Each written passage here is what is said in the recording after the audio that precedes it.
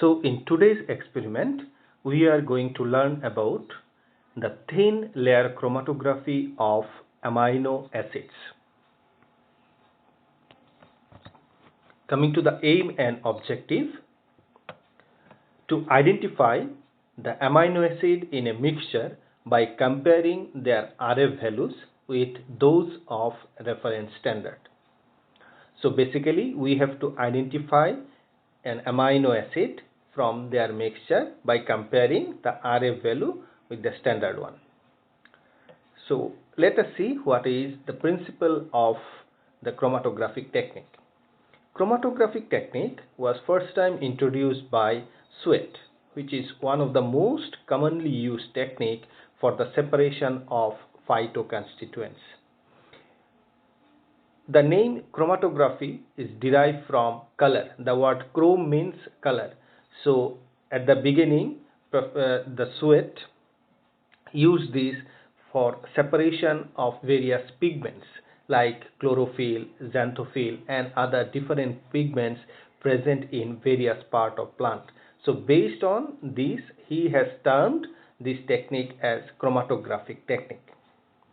So chromatography basically represents a group of method for separation of molecular mixture that depends on the differential affinities of the solute between two immiscible phases.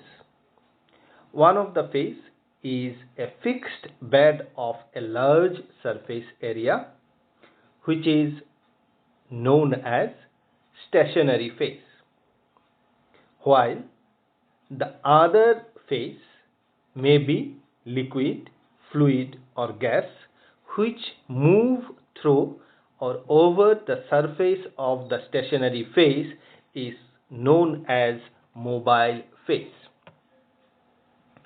The stationary phase may be a porous or finely divided solid or liquid that has been coated as thin layer on inner support material.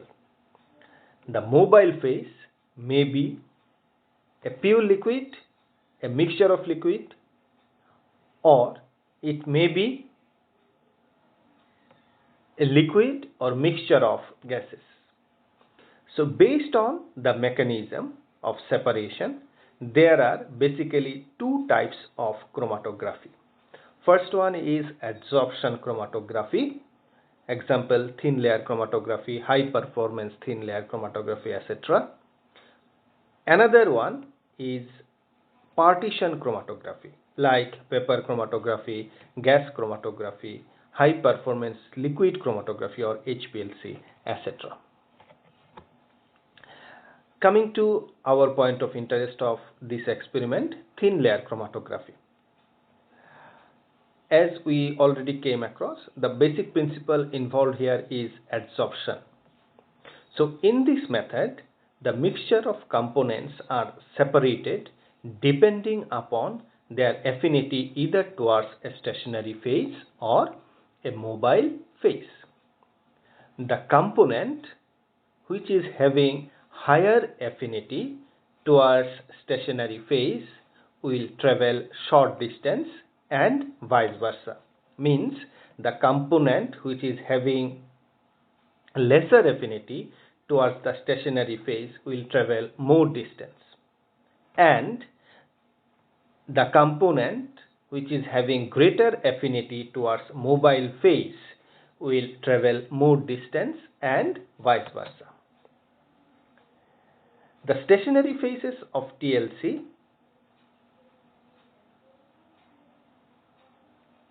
is like silica gel, cellulose powder, alumina, etc. are used, which is coated on an inert rigid backing material such as glass plate, and this plate along with the adsorbent is activated at 105 degrees centigrade for 30 minutes.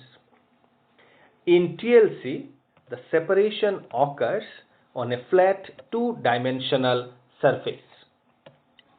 Let us see what are the important advantages of TLC.